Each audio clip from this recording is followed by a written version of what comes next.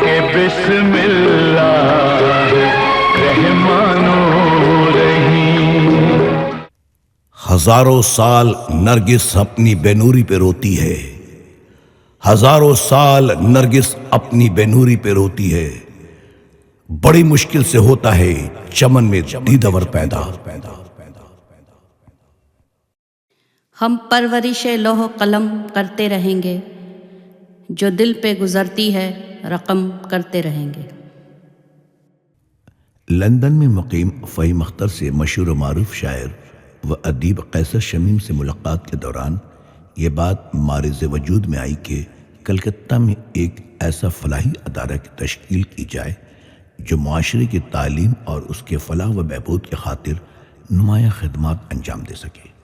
اور اس طرح سن 2007 عیسوی میں ایک فعال ادارہ کا قیام عمل میں آیا، جسے ہم سب آج صوفی جمیل اختر لٹریری سوسائٹی کے نام سے جانتے ہیں، اور اس سال 2022 میں مشہور صحافی، شاعر و ادیب، نغمہ نگار حسن کمال صاحب کو دیا جا رہا ہے۔ دل کے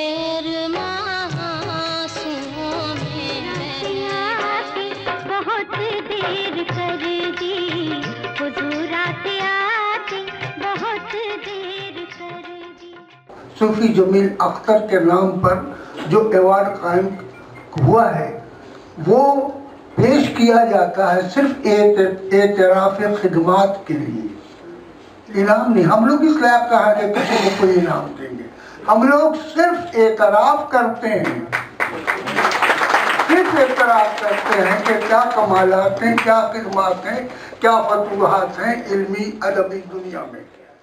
فرشتہ نما ہے یار میرا، فرشتہ نما ہے یار میرا، ہر بشر سے جدا ہے یار میرا۔